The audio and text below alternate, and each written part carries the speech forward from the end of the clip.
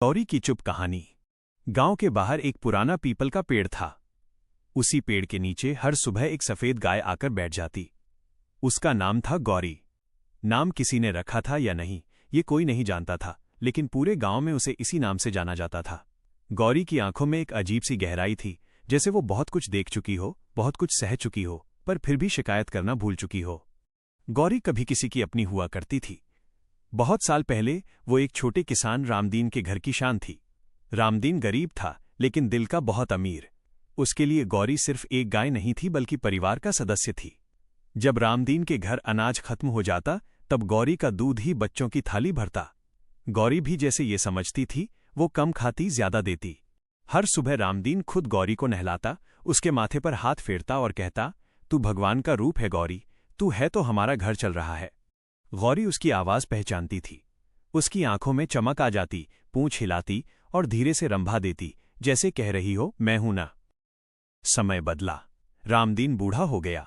एक दिन अचानक वो इस दुनिया से चला गया। घर की जिम्मेदारी उसके बेटों पर आ गई। बेटों की सोच अलग थी। उन्हें गौरी में अब भगवान नहीं, सिर्फ खर्च दिखता था। दूध कम हो गया था, उम्र बढ़ गई थी। एक दिन गौरी को रस्सी से बांधकर गांव के बाहर छोड़ दिया गया।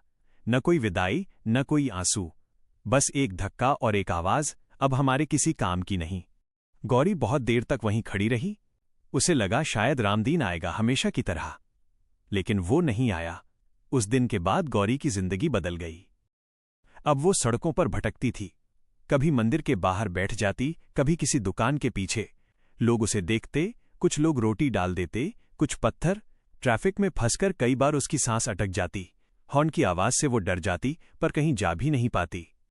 सबसे ज्यादा दर्द उसे तब होता जब लोग कहते, देखो गाय सड़क पर गंदगी कर रही है। कोई ये नहीं पूछता था कि उसे सड़क पर किसने छोड़ा। एक दिन बारिश हो रही थी।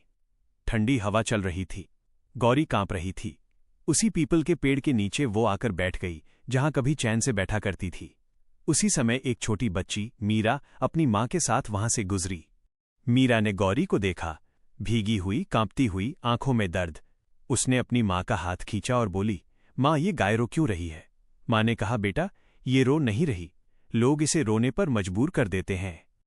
मीरा चुप हो गई। उसने अपनी जेब से बिस्कुट निकाला और गौरी के सामने रख दिया। गौरी ने पहली बार इतने दिनों बाद किसी इंसान की आंखों में दया देखी। उसने बिस्कुट नहीं खाया, बस मीरा को देखा। उस दिन से मीरा रोज गौरी के पास आने लगी, कभी रोटी कभी पानी। धीरे धीरे गौरी को भरोसा होने लगा कि हर इंसान पत्थर नहीं होता। मीरा ने अपने स्कूल में गौरी के बारे में बताया।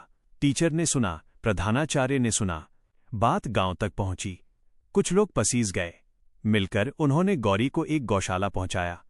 गौशाला में पहली बार गौरी ने चैन की सांस ली।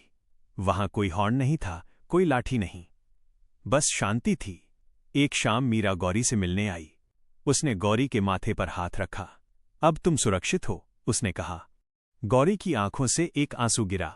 शायद वह धन्यवाद था, शायद ये कहना था, अगर तुम जैसी सोच हर इंसान की हो जाए तो हमें सड़क पर मरना न पड़े। गौरी आज भी उस गौशाला में है।